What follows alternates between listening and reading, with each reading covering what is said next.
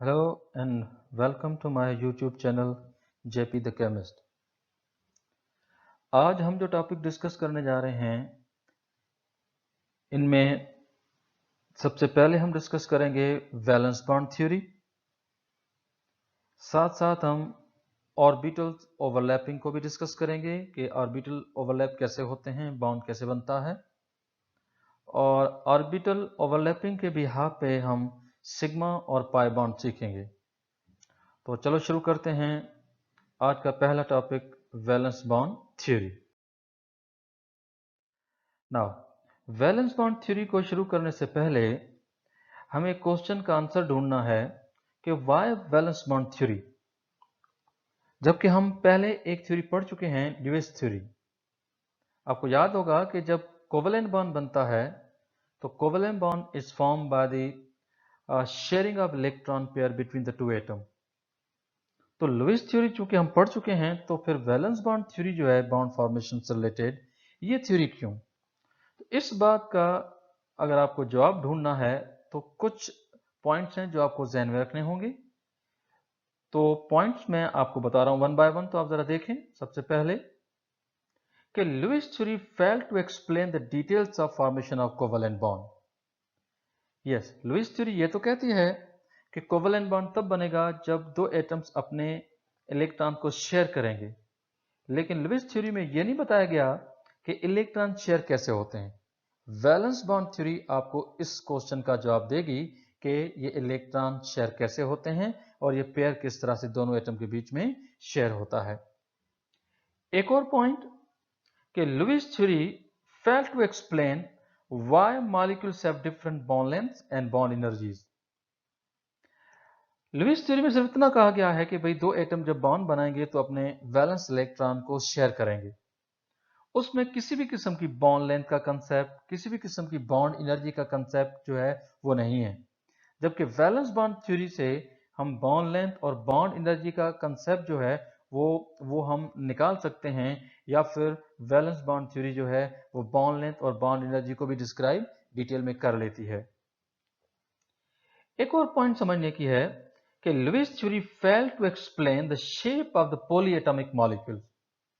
Lewis theory जो है वो पॉलीएटॉमिक मॉलिक्यूल जो होते हैं, ठीक है, उनकी शेप को एक्सप्लेन नहीं कर पाती। लेकिन वैलेंस बॉन्ड थ्योरी जो है वो थोड़ा बहुत इस बात को बेहतर तरीके से एक्सप्लेन कर लेती है कि जो पॉलीएटॉमिक मॉलिक्यूल्स होते हैं उनकी शेप क्या होनी चाहिए। तो ये तीन बेसिक रीजंस हैं कि वैलेंस बॉन्ड थ्योरी क्यों आई। तो चलो शुरुआत करते हैं। जो वैलेंस बॉन्ड थ्योरी है ये क्या है और इसकी डिटेल्स क्या हैं। Postulates of valence bond theory. इससे पहले कि हम पोस्टुलेट्स को शुरू करें, एक बात ध्यान में रखें कि this theory was presented by Hitler and London. तो ये थ्योरी किसने पुश फॉरवर्ड की थी? हिटलर और लंदन। तो चलो देखते हैं इनके पोस्टुलेट्स वन बाय वन। सबसे पहला पोस्टुलेट आप देखें क्या है कि covalent bond is form by the overlapping of half filled valence shell orbitals of two atom. मतलब दो एटम के वैलेंस शेल के जो हाफ फिल्ड ऑर्बिटल्स होंगे वो जब आपस में ओवरलैप होंगे, एक दूसरे में फ्यूज होंगे, तो जाके कोवेलेंट बॉन्ड बनेगा। और आप सब जानते हैं कि एक ऑर्बिटल में मैक्सिमम दो इलेक्ट्रॉन्स होते हैं। तो हाफ फिल्ड वैलेंस ऑर्बिटल का मतलब क्या हुआ? हाफ फिल्ड ऑर्बिटल का मतलब हुआ कि उसमें सिर्फ एक इलेक्ट्रॉन होगा। तो उसका इनडायरेक्ट मतलब ये हुआ कि जब दो एटम के हाफ फिल्ड ऑर्बिटल, यानी हर एक एटम के ऑर्बिटल में एक एक इलेक्ट्रॉन होगा, वो एक दूसरे को अप्रोच करेंगे तो फिर जाके इलेक्ट्रॉन शेयर होंगे, एक पेयर बनेगा। इसको हम डिटेल में सीखेंगे जब हम आगे इसके एग्जांपल को एक्सप्लेन करने जाएंगे। एक और पॉस्टुलेट है इस बात को समझाने के लिए कि electrons in the overlapping orbitals get paired and confined between the nuclei of the bonded atom. यानी जो इलेक्ट्रॉन पेयर शेयर होंगे, या जो भी एक इलेक्ट्रॉन का पेयर या एक से ज्यादा इलेक्ट्रॉन के पेयर जो शेयर होंगे दो एटम्स के बीच में, उन इलेक्ट्रॉन का ज्यादातर वक्त बॉन्डेड न्यूक्लियाई के बीच में गुजरेगा। मतलब इलेक्ट्रॉन्स जो होंगे वो कन्फाइंड होंगे between the nuclei of the bonded atom, ताकि दोनों न्यूक्लियस जो हैं, दोनों एटम जो कि बॉन्ड बनाए हुए हैं, उनके न्यूक्लियस बॉन्डिंग इलेक्ट्रॉन को स्ट्रांगली जो है वो क्या करें, वो अट्रैक्ट करें। एक और पॉइंट याद रखनी है कि direction of covalent bond is along the region of overlapping of atomic orbital. यानी कोवेलेंट बॉन्ड कहां होगा, कोवेलेंट बॉन्ड का डायरेक्शन क्या होगा, कोवेलेंट बॉन्ड का डायरेक्शन वही होगा जहां पर दो एटम्स ने अपना ऑर्बिटल ओवरलैप किया है। तो हमें पता है कि एग्जैक्टली कोवेलेंट बॉन्ड किस जगह पे है, तो इनडायरेक्टली इसका मतलब क्या लेंगे, इसका मतलब लेंगे कि covalent bond is a directional bond. हम ये कह सकते हैं कि ये कोवेलेंट बॉन्ड एग्जैक्टली किन दो एटम के बीच में है। कोवेलेंट बॉन्ड सिर्फ उन्हीं दो एटम के बीच में कंसीडर किया जाएगा जिनके ऑर्बिटल्स आपस में ओवरलैप्ड हुए हैं। ठीक है, आपको याद होगा कि आयनिक बॉन्ड जो था वो नॉन डायरेक्शनल था, क्योंकि आयनिक बॉन्ड में एक आयन क्योंकि अपोजिट आयन से चारों तरफ से घिरा होता है तो अट्रैक्शन सभी डायरेक्शन में होती है, कोई पर्टिकुलर डायरेक्शन नहीं होता। तो आयनिक बॉन्ड नॉन डायरेक्शनल है, जबकि कोवेलेंट बॉन्ड क्या है, कोवेलेंट बॉन्ड डायरेक्शनल बॉन्ड है। ठीक है, एक और पॉइंट कि greater the extent of overlapping stronger the bond या stronger will be the bond. यानी दो एटम अपना ऑर्बिटल जब ओवरलैप कर रहे होंगे तो देखना यह होगा कि जितना ज्यादा उन ऑर्बिटल्स की ओवरलैपिंग होगी उतना ही बॉन्ड स्ट्रॉन्गर होगा। दैट मीन्स कि stronger the greater the overlapping stronger will be the bond. इस बात को समझने के लिए कि ये ऑर्बिटल्स ओवरलैप कैसे होते हैं, ठीक है, इलेक्ट्रॉन दोनों न्यूक्लियर के बीच में कन्फाइंड कैसे होते हैं, ये कोवेलेंट बॉन्ड डायरेक्शनल कैसे है, ओवरलैपिंग का एक्सटेंट जो है वो बॉन्ड की स्ट्रेंथ को डिसाइड करता है, ये कैसे, तो चलो आते हैं इसके एग्जांपल पे। कंसीडर कर लेते हैं कि यहां पर दो एटम हैं, सपोज कर लेते हैं कि ये दो हाइड्रोजन के ही एटम हैं। आप देख सकते हैं कि दोनों की कॉन्फ़िगरेशन जो है इलेक्ट्रॉनिक कॉन्फ़िगरेशन वो है 1s1, दूसरा एटम वो भी 1s1। इसके जो s ऑर्बिटल है हाइड्रोजन का उसमें भी एक इलेक्ट्रॉन जिसको मैंने एरो से शो किया है, और दूसरा एटम है हाइड्रोजन का उसका भी एक इलेक्ट्रॉन, उसको भी मैंने एरो से शो किया है। अब ये दो s ऑर्बिटल हैं जो एक दूसरे s ऑर्बिटल जो कि एक दूसरे में ओवरलैप होने जा रहे हैं। आप देख सकते हैं कि ये एरो शो कर रहे हैं कि इन दोनों ऑर्बिटल्स की अप्रोच के किस डायरेक्शन में ये एक दूसरे से अप्रोच करेंगे, कैसे एक दूसरे के क्लोज आएंगे और एक दूसरे में ओवरलैप्ड होंगे। तो जैसे ये दो हाफ फिल्ड s ऑर्बिटल एक दूसरे को अप्रोच करेंगे तो एक दूसरे में ओवरलैप्ड होंगे।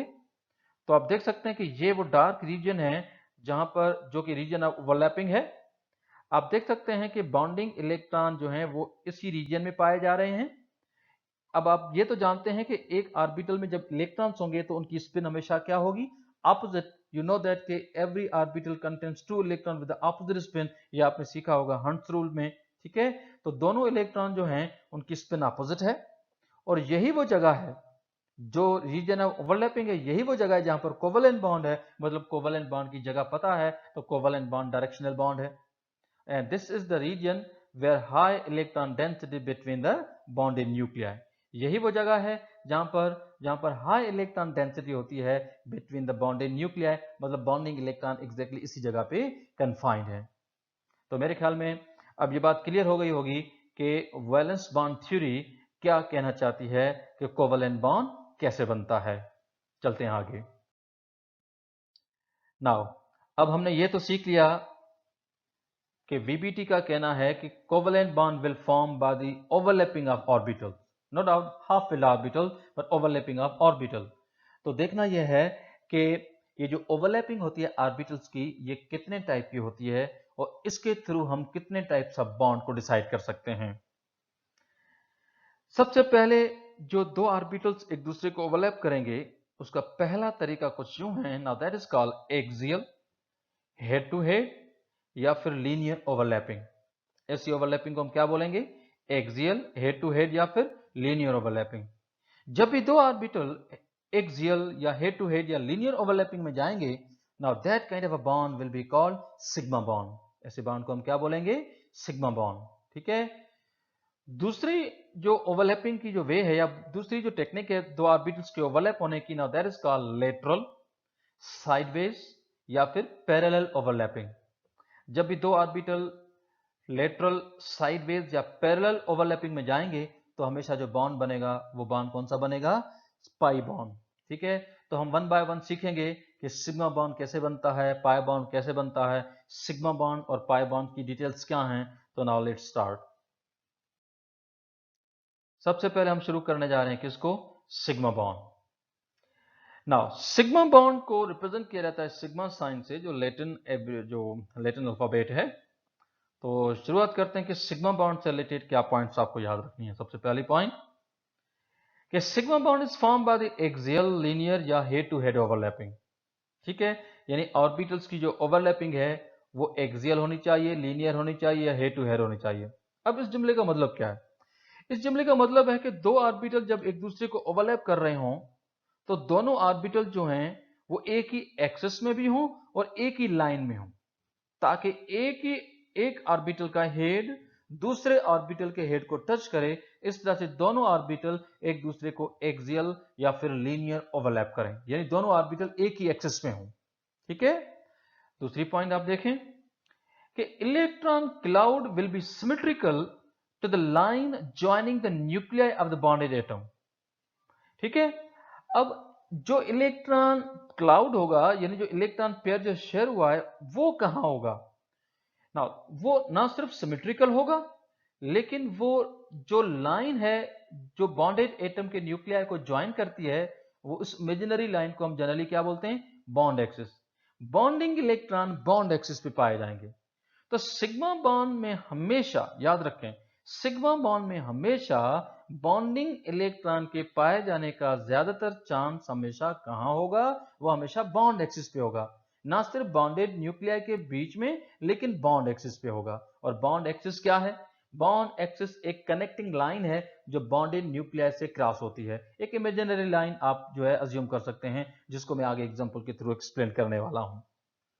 एक और पॉइंट याद रखनी है कि sigma bond will not break even if atoms rotate about the bond axis। ये जब दो एटम अपने ऑर्बिटल्स को आपस में ओवरलैप कर चुके हैं, अगर उसी एक्सिस पे रहते हुए दो एटम अगर स्पिन करें, रोटेट करें, तो रोटेट करने से ओवरलैपिंग अनअफेक्टेड होगी। एटम उसी जगह पे रहते हुए स्पिन कर रहे होंगे, चाहे एक एटम क्लॉकवाइज कर रहा हो, चाहे एक एटम एंटी क्लॉकवाइज कर रहा हो, नो इशू। इससे ऑर्बिटल ओवरलैपिंग अफेक्ट नहीं होगी। जब ऑर्बिटल ओवरलैपिंग अफेक्ट नहीं होगी तो सिग्मा बॉन्ड ब्रेक नहीं होगा। सिग्मा बॉन्ड सिर्फ तभी ब्रेक होगा जब एटम के बीच का जो डिस्टेंस है, इंटर न्यूक्लियर डिस्टेंस है, उसमें फर्क आए, यानी एटम आहिस्ता आहिस्ता एक दूसरे से दूर जाए।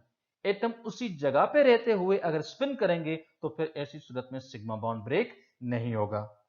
तो चलो इन्हीं पॉइंट्स को एक्सप्लेन करने के लिए मैं यहां पर कुछ एग्जांपल दे रहा हूं सिग्मा बॉन्ड से रिलेटेड। तो नाउ लेट्स सी।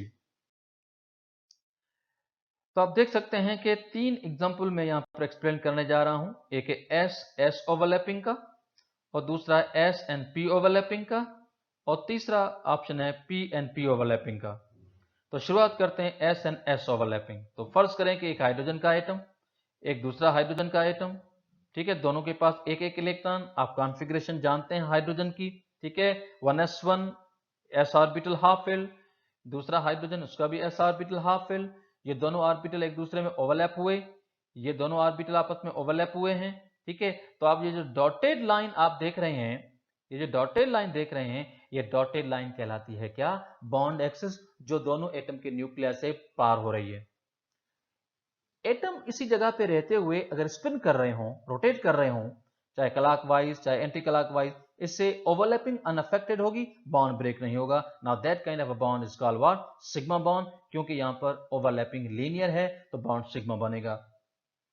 एक और ऑप्शन है आपके सामने, now that is the S and P overlapping. इसमें एक एटम है हाइड्रोजन का, जिसकी कॉन्फ़िगरेशन तो आप जानते हैं, हाइड्रोजन की कॉन्फ़िगरेशन 1s1, जबकि दूसरी तरफ है फ्लोरीन।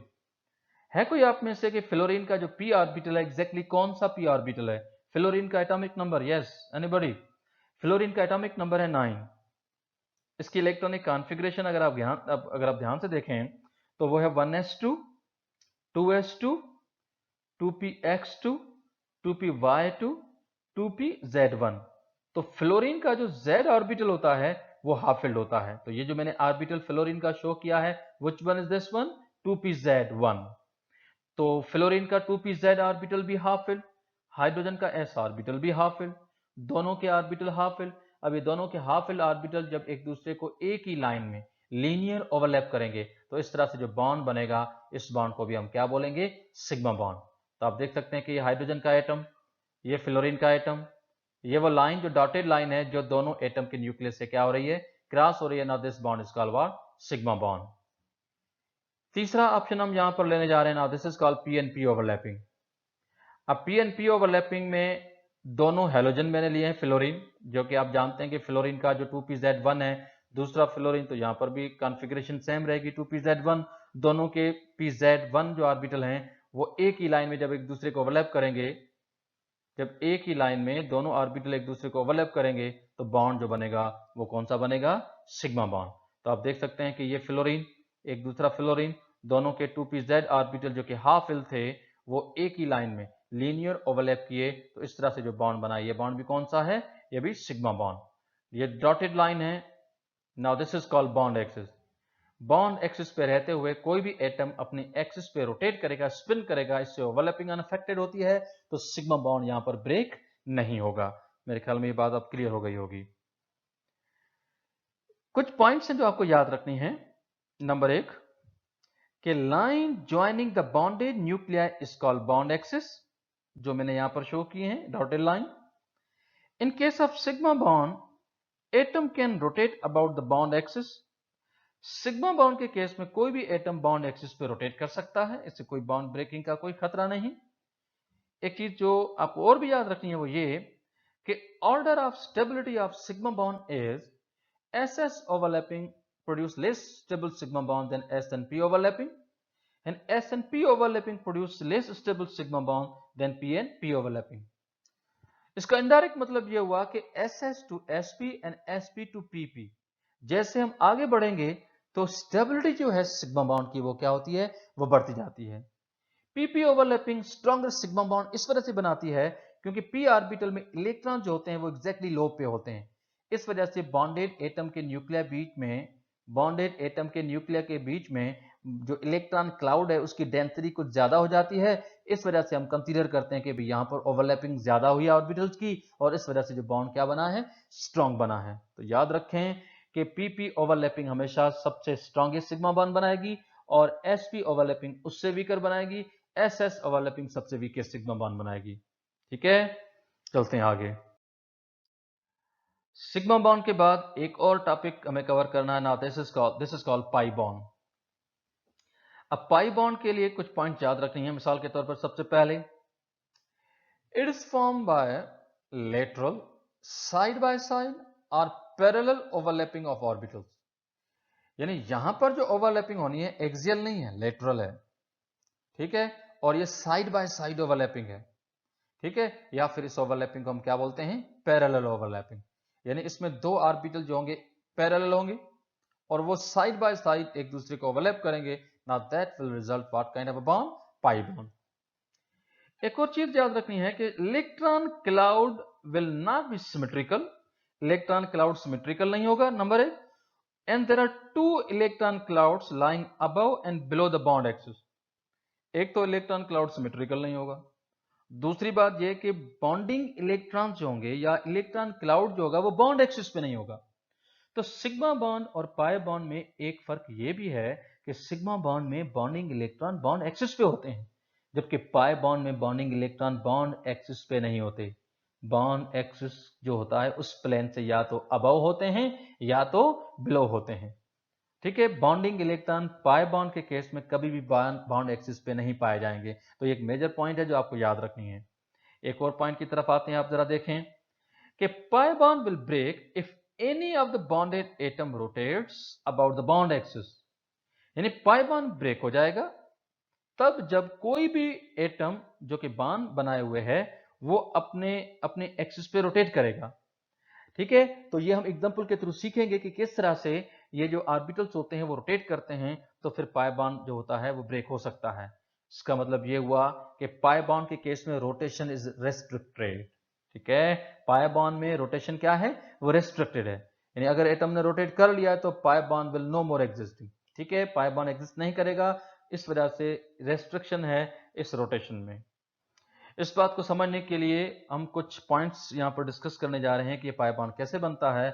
तो उससे पहले कि पाई बॉन्ड की डिटेल्स पे जाएं तो कुछ बातें आपको याद रखनी हैं कि pi bond is form between the atoms which already have sigma bond, यानी पाई बॉन्ड तो एटम्स के बीच में बनेगा, लेकिन जिन एटम्स के बीच में पाई बॉन्ड बनने जा रहा है वो दोनों एटम ऑलरेडी कौन सा बॉन्ड रखते होंगे, सिग्मा बॉन्ड, यानी पहले हमेशा सिग्मा बॉन्ड बनेगा, उसके बाद उन्हीं दो एटम के बीच में पाई बॉन्ड बन सकता है।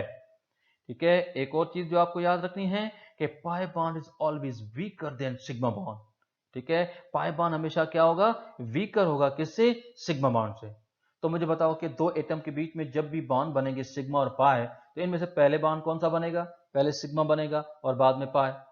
सिग्मा बॉन्ड बना हुआ हो और बाद में पाई बनेगा तो सिग्मा बॉन्ड की स्ट्रेंथ पहले से भी ज्यादा स्ट्रॉन्गर हो जाएगी। ठीक है, तो इसका मतलब ये हुआ कि जब बॉन्ड ब्रेकिंग की बारी आएगी, बॉन्ड ब्रेकिंग की बारी आएगी तो हमेशा पाई बॉन्ड पहले ब्रेक होगा, सिग्मा बॉन्ड बाद में होगा। तो इसका इनडायरेक्ट मतलब क्या हुआ कि पाई बॉन्ड वीकर है और सिग्मा बॉन्ड स्ट्रॉन्गर है। पाई बॉन्ड वीकर है और सिग्मा बॉन्ड क्या है, स्ट्रॉन्गर है। तो चलते हैं एग्जांपल पे कि पाई बॉन्ड जो है उसके एग्जांपल क्या है, उसकी डिटेल क्या है। चलो भाई, सपोज कर लेते हैं ये दो पी ऑर्बिटल हैं, ये एक और ये दो। आप देख सकते हैं कि दोनों पी ऑर्बिटल पैरेलल हैं एक दूसरे से, और अब एक पी ऑर्बिटल दूसरे पी ऑर्बिटल से साइड बाय साइड ओवरलैप करने जा रहा है। तो आप देख सकते हैं कि ये रीजन जहां पर ओवरलैपिंग हुई है, अबव एंड बिलो। ठीक है, अब मैंने इस रीजन ऑफ ओवरलैपिंग को मैंने यहां पर ऊपर भी शो किया है और यहाँ नीचे भी शो किया है, क्योंकि दो लोब्स होते हैं पी ऑर्बिटल के, वो ऊपर भी ओवरलैप होते हैं, नीचे भी ओवरलैप होते हैं। अभी जो लाइन में जो ड्रॉ की है, ये लाइन कहलाती है बॉन्ड एक्सिस। तो आप मुझे बताएं कि लाइन जो है इसको अगर हम बॉन्ड एक्सिस कहते हैं तो बॉन्डिंग इलेक्ट्रॉन बॉन्ड एक्सिस पे पाए जाते हैं या बॉन्ड एक्सिस से अबव या बॉन्ड एक्सिस से बिलो। यस, तो पाई बॉन्ड में आप देख सकते हैं कि बॉन्डिंग इलेक्ट्रॉन कहां पाए जा रहे हैं, above the bond axis and below the bond axis. ठीक है, और दूसरी बात जो हम आगे और भी डिटेल में सीखेंगे, ये जो दो ऑर्बिटल हैं जो पैरेलल थे, ठीक है, दोनों ऑर्बिटल पैरेलल थे, इन्होंने एक दूसरे से ओवरलैपिंग कर ली। अब अगर इन दोनों में से कोई भी अगर एटम अगर स्पिन करा, कोई भी एटम अपनी एक्सिस पे अगर स्पिन करेगा, तो ये दोनों पी ऑर्बिटल जो आपस में पैरेलल थे, ये पैरेलल नहीं रहेंगे। जब ये पैरेलल नहीं रहेंगे तो फिर ओवरलैपिंग जो होगी वो टूट जाएगी, मतलब पाई बॉन्ड क्या हो जाएगा, ब्रेक हो जाएगा।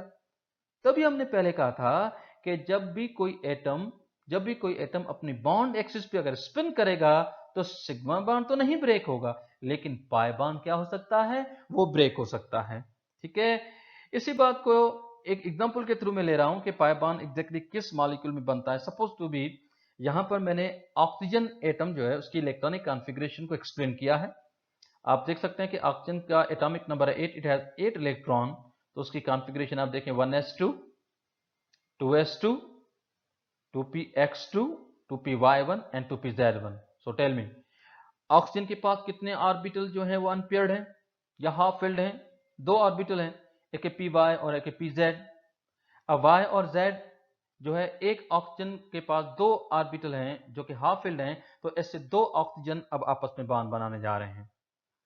तो आप देखें कि ये एक ऑक्सीजन, ये दूसरा ऑक्सीजन, एक का ये ऑर्बिटल, दूसरे का ये ऑर्बिटल। अब सब जानते हैं कि y और z के बीच में एंगल क्या होगी, y और z के बीच में एंगल क्या होगी, वो होगी 90 डिग्री। y और z के बीच की एंगल क्या होती है, 90 डिग्री। यहां पर भी 90 डिग्री पे हैं दोनों ऑर्बिटल और यहां पर भी 90 डिग्री पे हैं दोनों ऑर्बिटल।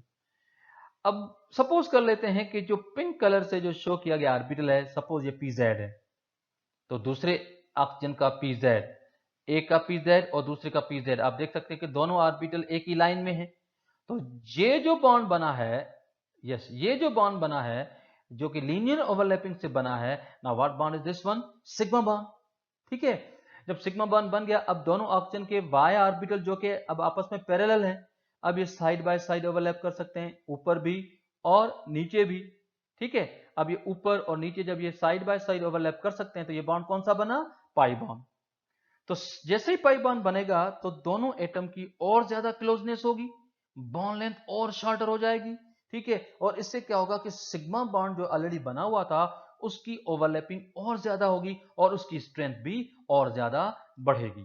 ठीक है, तो इसका मतलब ये हुआ कि ऑक्सीजन में जो डबल बॉन्ड है, ऑक्सीजन मॉलिक्यूल में आपको याद होगा कि ऑक्सीजन ऑक्सीजन डबल बॉन्ड है, इनमें से एक सिग्मा बॉन्ड है और एक क्या है, पाई बॉन्ड है।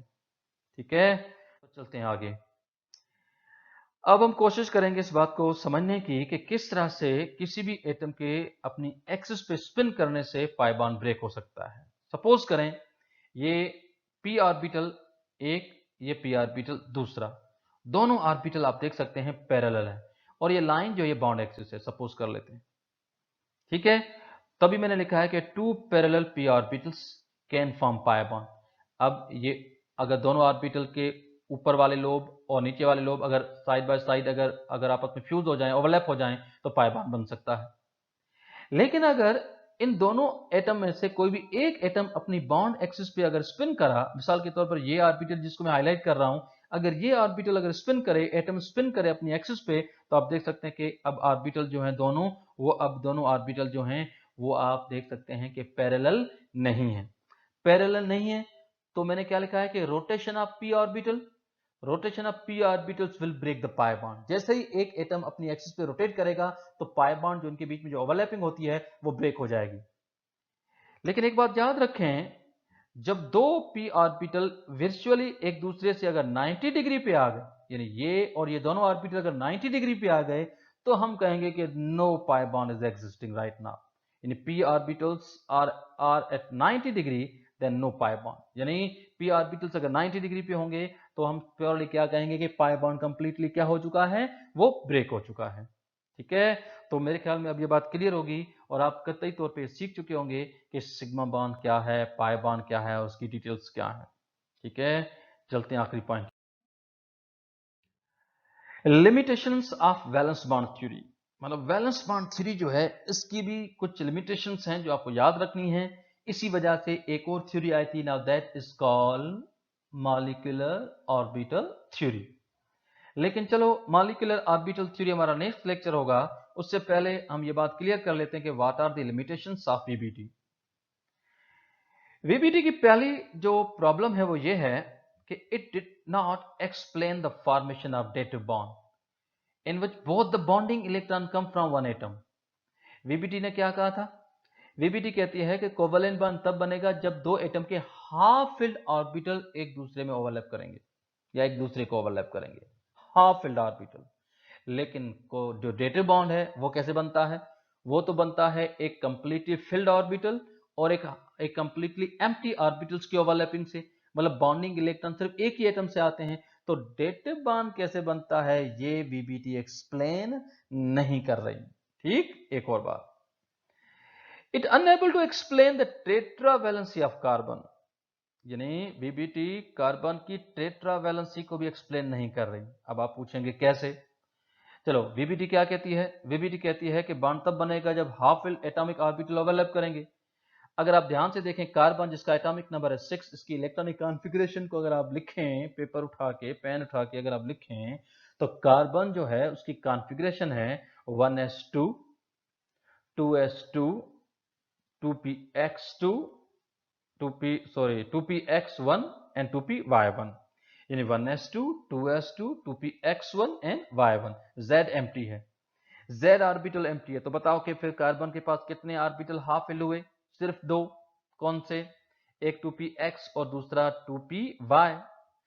अब आप बताएं कि कार्बन के पास होते ही सिर्फ दो हाफ फिल ऑर्बिटल हैं, तो इस हिसाब से तो कार्बन जो है वो डाइवैलेंट होना चाहिए।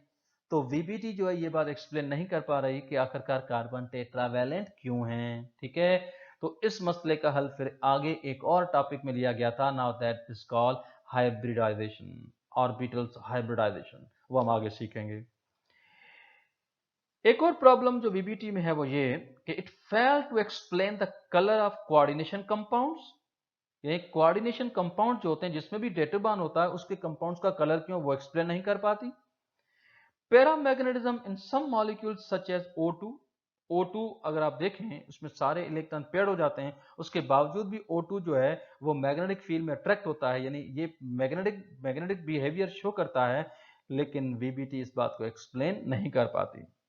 देन आखिरी पॉइंट में एक बार फिर पढ़ लेता हूं कि it fail to explain the colour of the coordination compound and paramagnetism in some molecules such as oxygen, since no unpaired electron as per VBT, यानी वीबीटी के हिसाब से ऑक्सीजन मॉलिक्यूल में कोई भी इलेक्ट्रॉन अनपेयर्ड नहीं है, इसके बावजूद भी ऑक्सीजन जो अनपेयर्ड इलेक्ट्रॉन होने के न होने के बावजूद भी वो मैग्नेटिज्म शो करता है।